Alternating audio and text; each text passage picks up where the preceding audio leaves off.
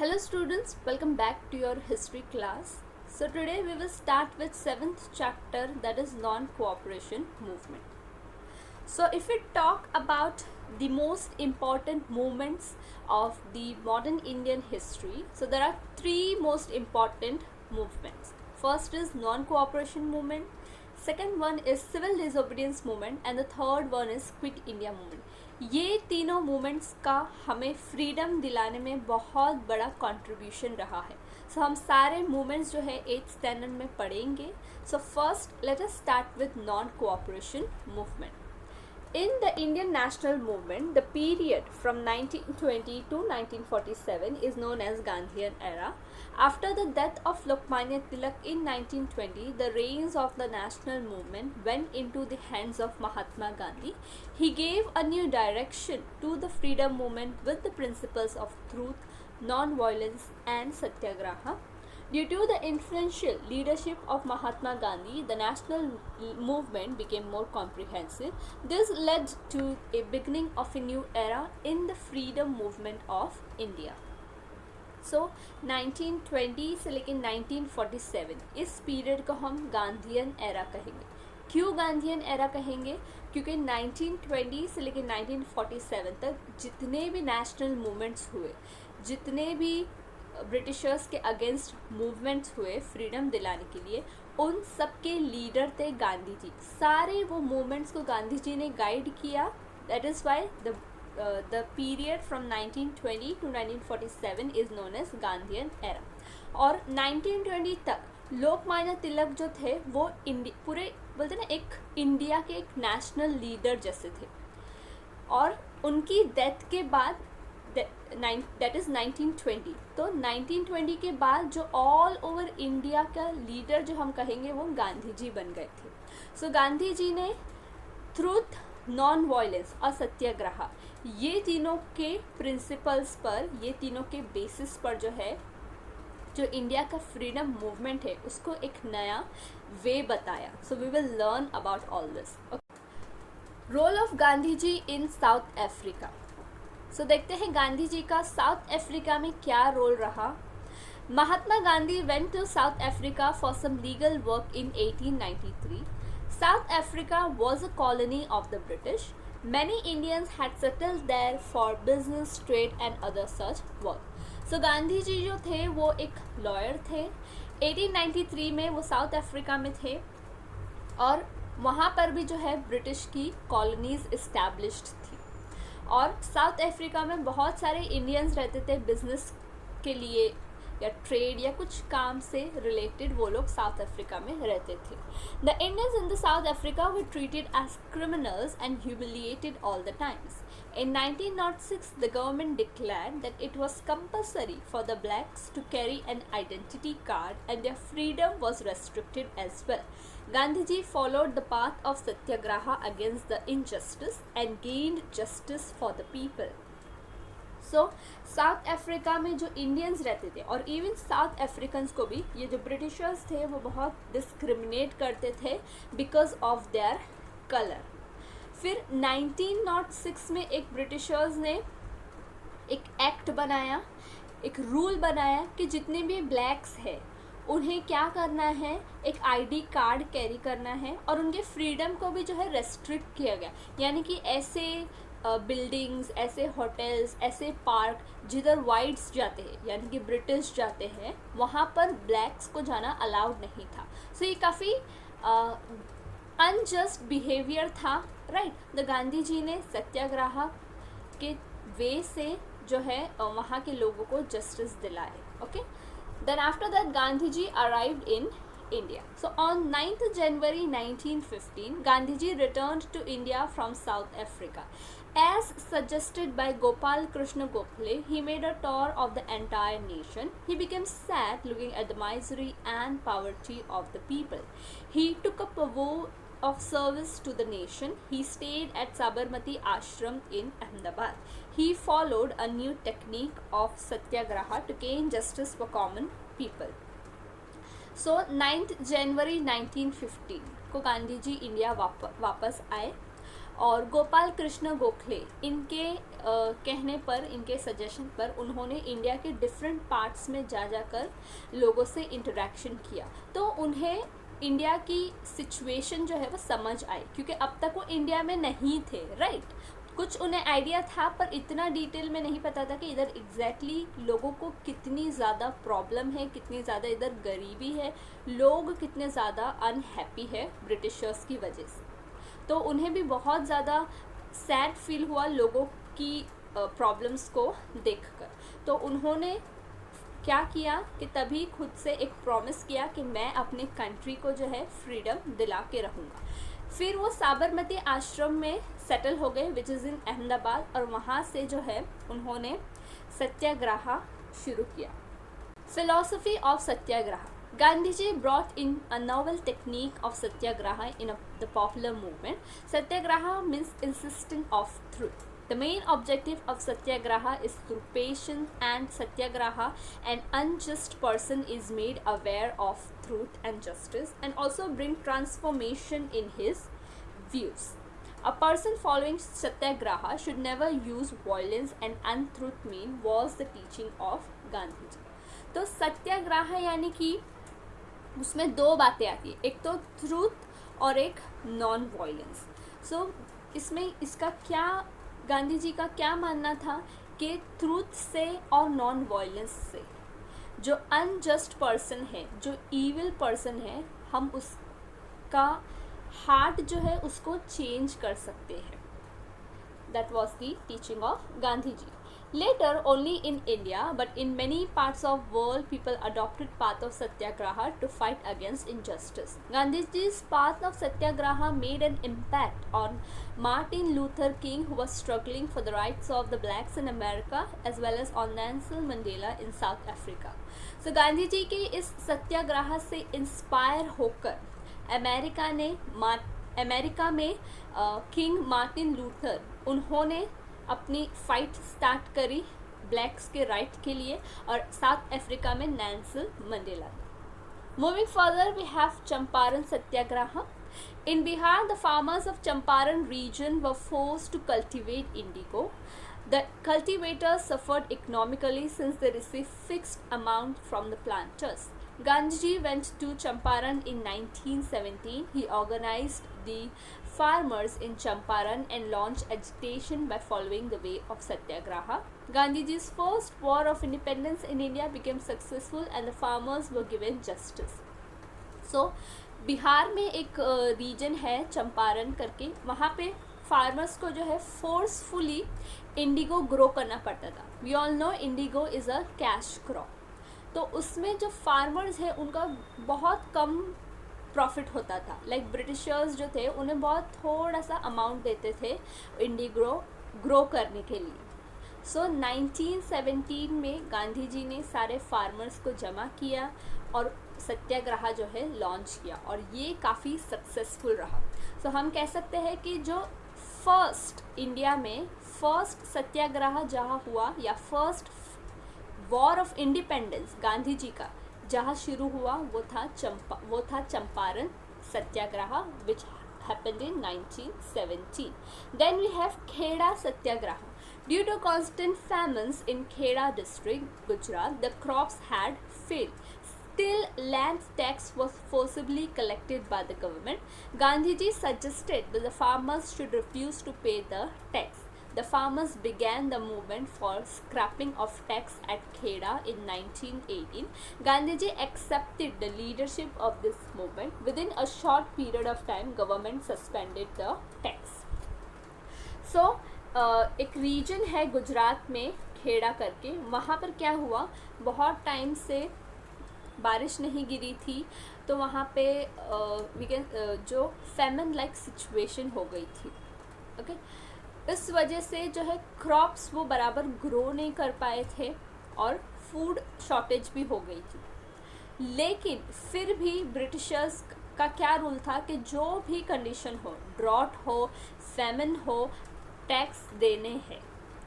तो गांधी जी ने फार्मर्स को क्या कहा कि आप लोग जो है वो टैक्स नहीं दोगे. और फार्मर्स जो है वो they got organise under the leadership of Gandhi ji.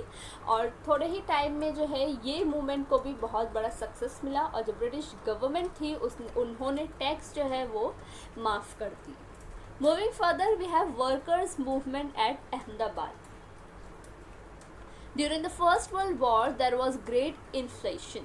Mill workers demanded for rise in salary, but the mill owners rejected this demand. As per Gandhiji's advice, the workers went on hunger strike. Finally, the mill owners had to back off and the salary of the workers was increased. So, first world war जो है उसका effect world के हर एक country को face करना पड़ रहा था। सारी कंट्रीज़ की इकोनॉमी पे उसका बहुत ज़्यादा इफ़ेक्ट पड़ा था। उसकी वजह से यहाँ पर इंडिया में भी और पूरे वर्ल्ड में इन्फ्लेशन थी। इन्फ्लेशन यानी मंदी, महंगाई। मिल वर्कर्स जो थे वो लोग सैलरी इंक्रीज़ करने की डिमांड कर रहे थे, लेकिन जो मिल ओनर्स हैं उन्होंने इस डिमांड को रिजेक्ट किया। सो गांधी जी ने वर्कर्स को क्या एडवाइस दी कि आप लोग हंगर स्ट्राइक पे जाओ। सो मिल वर्कर्स ने उनका सजेशन एक्सेप्ट करते हुए they went on hunger strike. Finally जो मिल वर्कर्स हैं उन्होंने उनकी डिमांड्स जो है सैलरी राइज करने की उसे पूरा किया। सो ये मूवमेंट भी सक्सेसफुल था। Now let us understand Satyagraha against Rowlatt Act. In the First World War, the Indians had helped the British. The Indians felt that after the World War is over, there will be a system of governance for taking decisions for the well-being of the Indians. There was growing unrest among the Indians regarding the increasing prices, taxes, etc. So, First World War में Indian soldiers जो थे वो British के side से उन्होंने fight किया था। क्यों फ़ाइट किया? क्योंकि एक डील हुई थी इंडियन लीडर्स और ब्रिटिश के बीच कि अगर इंडिया जो है वो ब्रिटिश के साइड से फ़ाइट करेगा तो आप लोग जो है उसके बदले में हमें कुछ फैसिलिटीज़ दोगे, जो भी पॉलिसीज़ बनाओगे वो हमारे बेनिफिट के लिए बनाओगे, एडमिनिस्ट्रेटिव सिस्टम में इंडियंस को इंक्लूड करोगे। ओके, लेकिन फर्स्ट वर्ल्ड वॉर के बाद ऐसा कुछ भी नहीं हुआ, और उसके अलावा महंगाई बढ़ते गई, टैक्सेस बढ़ते गए, तो इंडियंस जो थे वो बहुत ज़्यादा नाराज़ थे ब्रिटिश से। To suppress this discontent and suggest measures about it, a committee was appointed under sir Sidney Rowlatt. According to the recommendation of this committee, a new law was passed without considering the opposition of Indian members in the Central Legislative Assembly on 7th March 1919. This law came to be known as Rowlatt Act. So, क्योंकि Indians बहुत गुस्सा थे, बहुत नाराज़ थे, so उसके बारे में एक सल्यूशन लाने के लिए ब्रिटिशर्स ने एक कमिटी अपॉइंट की जिसके हेड थे सर सिडनी रॉलेट। सो जो एक्ट है वो उनके नाम पे रखा गया है, रॉलेट एक्ट। तो इसमें क्या हुआ कि जो भी डिस्कशन हुए, जो भी नए लॉ बने, वो बिना जो थोड़े बहुत इंडियन मेंबर्स थे सेंट्रल लेजिस्लेटिव असेंबली में उनसे डिस्कशन किए बिना डायरेक्टली जो ब्रिटिशर्स ने है एक न्यू लॉ बना दिया। अब क्या था वो law? This act gave the right to the government to arrest anybody without any warrant or imprison without any trial. Appeal was prohibited against the punishment given through this act. The Indians called this act as Black Act, and a tide of anger arose all over India against this act. So Rowlatt act में क्या बोला गया था कि अगर कोई भी आपका ऐसा दिखता है जो कि ब्रिटिशर्स के अगेंस्ट कुछ लोगों को भड़काने की कोशिश कर रहा है या कोई भी एक्टिविटी ब्रिटिशर्स के अगेंस्ट कर रहा है, बिना वारंट के उसे डायरेक्टली अरेस्ट करो। इनफैक्ट अगर डाउट है कि कुछ ये इंसान जो है ब्रिटिशर्स के अगेंस्ट कुछ कर सकता है ना, जैसे लोगों को ऑर्गेनाइज कर सकता है किसी मूवमेंट के लिए, तो उस पर्सन को डायरेक्टली जो है अरेस्ट कर देने का। तो ये काफ़ी अनजस्ट एक्ट था, तो इसलिए इंडियंस जो है इस एक्ट को ब्लैक एक्ट कहने लगे। तो ऑल ओवर इंडिया में लोग जो है इस एक्ट को लेके बहुत ज़्यादा गुस्से में थे। Gandhi ji launched a satyagraha against it on 6 April 1919. He appealed to the Indians to follow हड़ताल all over India against the act. Indians responded to this appeal on a large scale. सो इस एक्ट के अगेंस्ट गांधी जी ने सत्याग्रह लॉन्च किया 6 April 1919 में, so all over India उन्होंने बोला कि हड़ताल कर दो, यानी कि सारे फैक्ट्रीज, स्कूल, कॉलेजेस, ये सब को अभी जो है बॉयकॉट करके हड़ताल करो। और काफ़ी ज़्यादा इंडियंस ने इस हड़ताल पे अच्छा पॉजिटिव रिस्पॉन्स दिया था। Then we have Jallianwala Bagh massacre. The movement that arose against the Rowlatt Act took up a first form in the province of Punjab. Amritsar became the main center of this movement. The government had started to spread the suppression. Gandhiji was prohibited from entering the province of Punjab. General Dyer issued orders of ban on public meeting in Amritsar. Important leaders like Dr. Satyapal, Dr. Kitchelu were arrested for their involvement in the Amritsar हड़ताल case. So ये जो Rowlatt act के against सत्याग्रह है, इसका ज़्यादा effect हमें पंजाब में देखने मिलता है, स्पेशली अमृतसर में। तो गांधी जी को जो है पहले ही बैन कर दिया गया था, पंजाब में एंट्री उनकी बैन कर दी गई थी। और जो जनरल डायर थे उन्होंने पब्लिक गैदरिंग पर बैन लगा दिया कि कोई भी जो लोग हैं अमृतसर में गैदर नहीं होंगे। और जो इम्पोर्टेंट लीडर्स थे जिनका इन्वॉल्वमेंट था अमृतसर हड़ताल में, जैसे कि डॉक्टर सत्यपाल, डॉक्टर किच्चलू, इन्हें फ़ौरन ही अरेस्ट कर दिया गया। As a protest against this, on 13th April 1919, on a Baisakhi day, the people of Amritsar assembled at a place named Jallianwala Bagh. So actually 13th April 1919, ये दिन जो लोग हैं वुमेन्स, चिल्ड्रन, इनोसेंट पीपल, ये लोग Baisakhi celebrate करने के लिए एक जलियांवाला बाग करके जगह है, वहाँ पर जमा हुए थे। General Dyer arrived with armed forces. The place was enclosed from all the sides and had only one small gate. General Dyer positioned his army and closed down the only gate without any prior notification to the disarmed innocent people. He ordered his soldiers to fire. 1660 rounds had been fired. The army continued firing until the ammunition was over. In this massacre, about 400 people, including men and women, were killed. Many people were wounded. After firing, curfew was announced, and hence immediate treatment to the injured people could not be made available. In entire Punjab, military law was enforced and many were sent to jail by the government. So General Dyer ये जो है अपनी army के साथ वहाँ पर आए।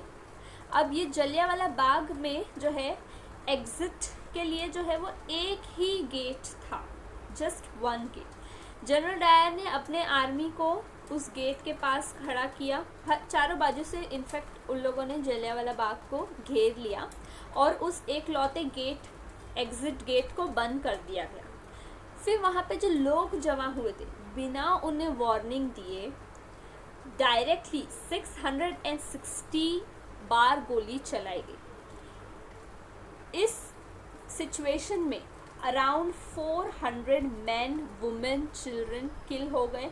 1200 से ज़्यादा लोग जो है वो घायल हो गए। और क्योंकि गेट जो है वो बंद कर दिया गया था और फायरिंग के बाद जो है कर्फ्यू लगा दिया गया था, तो लोगों को जो है जो वुंडेड थे उन्हें इमीडिएट ट्रीटमेंट भी नहीं मिल पाया।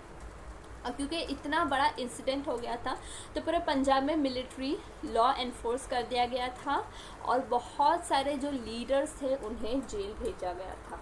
General Michael O'Dyer, governor of Punjab, was responsible for this massacre. All over India there was protest against this act. As a protest against this massacre, Rabindranath Tagore gave away the title of Sir bestowed on him by the British government. Later the Indians demanded for the enquiry of this massacre. Hence the British government appointed the Hunter Commission. So all over India में इस Jallianwala Bagh massacre का protest किया गया। रविंद्रनाथ टैगोर इन्हें British king ने, England के king ने sir का टाइटल दिया था।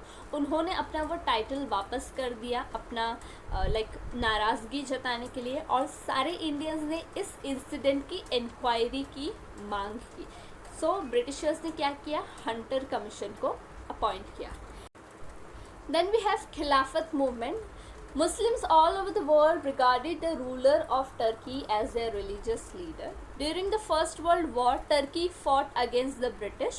To get the support of the Indian Muslims in the war, the British had assured that after the end of the war, Khalifa's empire will not be harmed. But after the end of the First World War, England did not stick to its assurance. A tide of great discontent arose among the Muslims. Turkey के leader को पूरे world के जो Muslims थे उनका खलीफा मानते थे. खलीफा means the leader of the world wide Muslim community. लेकिन अब जो टर्की था वो फर्स्ट वर्ल्ड वॉर में इंग्लैंड यानी कि ब्रिटिश के अगेंस्ट फाइट कर रहा था. इसीलिए ब्रिटिशर्स ने जो इंडियन मुस्लिम्स थे जो कि वॉर में ब्रिटिशर्स की आर्मी में थे, उन्हें ये अश्योरेंस दी कि हम खलीफा के एम्पायर को बिल्कुल भी नुकसान नहीं पहुंचाएंगे. लेकिन फर्स्ट वर्ल्ड वॉर की एंड के बाद इंग्लैंड जो है वो अपने प्रॉमिस से मुकर गया. इस वजह से जो मुस्लिम्स थे, इंडियन मुस्लिम्स, वो लोग बहुत ज़्यादा नाराज़ थे ब्रिटिशर्स से, या फिर हम कह सकते हैं इंग्लैंड से. The movement started by Indian Muslims to support the Khalifa was called Khilafat movement. जो टर्की के खलीफा को सपोर्ट करने के लिए इंडिया में एक इंडियन मुस्लिम्स ने मूवमेंट स्टार्ट किया जिसे हम कहते हैं खिलाफत movement. Gandhi ji thought that on this problem, if the Hindus and Muslims come together and start a national movement, then the government can surely be brought into its senses. Therefore, Gandhi ji supported the Khilafat movement. The Khilafat committee accepted Gandhi ji's proposal of following non-cooperation to the government. Hindu-Muslim unity was seen especially during this period. देखा जाए तो problem जो हो रहा था वो Muslim community को हो रहा था, राइट. लेकिन गांधी जी ने क्या सोचा कि ये जो खिलाफत मूवमेंट है जो मुस्लिम कम्युनिटी ने स्टार्ट किया, अगर इसमें हिंदूज़ भी आ जाए साथ में, यानी कि हिंदू मुस्लिम साथ में मिल के अगर ये नेशनल मूवमेंट जो है ब्रिटिशर्स के अगेंस्ट फाइट करे, तो हिंदू मुस्लिम की में यूनिटी भी और स्ट्रॉन्ग बनेगी और ब्रिटिशर्स को हम इसका इफ़ेक्ट भी बता पाएंगे और इस पर ब्रिटिशर्स का काफ़ी ज़्यादा अच्छा इफ़ेक्ट पड़ेगा. इसलिए गांधी जी ने जो है खिलाफत कमेटी थी उसमें उन्हें नॉन कोऑपरेशन के बारे में समझाया और हिंदू मुस्लिम यूनिटी जो खास करके खिलाफत मूवमेंट में हमें देखने को मिलती है. After this non cooperation movement started. This was the background before the emergence of non-cooperation movement. Like क्या क्या ऐसी बातें हुई जिससे finally non-cooperation movement start हुआ. So about non-cooperation movement we will learn in our next class.